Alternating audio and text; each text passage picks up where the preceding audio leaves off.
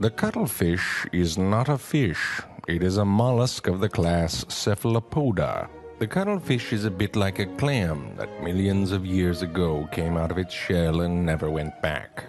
In fact, it still has a specialized shell, but on its inside, which is used for buoyancy and is called the cuttlebone. People for a long time have used this shell to carve casts for metal jewelry. These people are called cuttleboners. By me. And now by you. To move through the ocean, the cuttlefish has a wavy fin that surrounds its mantle. It also has a siphon, a muscular tube it can squirt water out of for fast propulsion. Imagine trying to move by vomiting out of a giant straw and flapping your skirt around very fast. That is how a cuttlefish do. The cuttlefish brain is larger than its entire body, including its brain, which may not make sense, but it does to the cuttlefish, because it has a very large brain.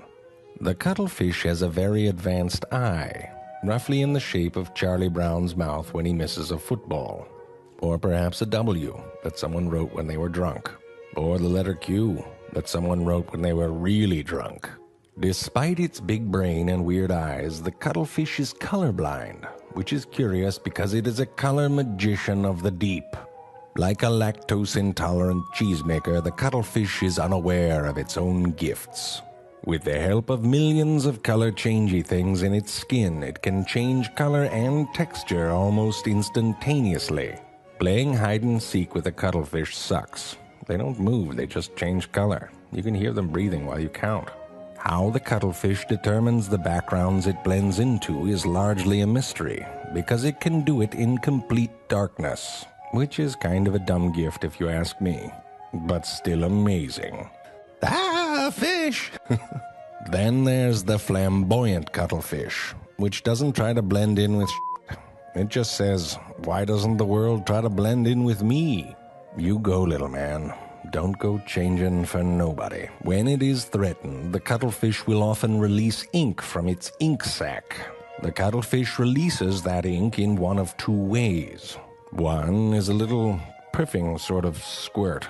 Something you might say, excuse me, after. The second is a release of both ink and mucus. More of a throw your underwear out and go home early sort of inking. These are called pseudomorphs and are designed to be decoys for the cuttlefish as it escapes.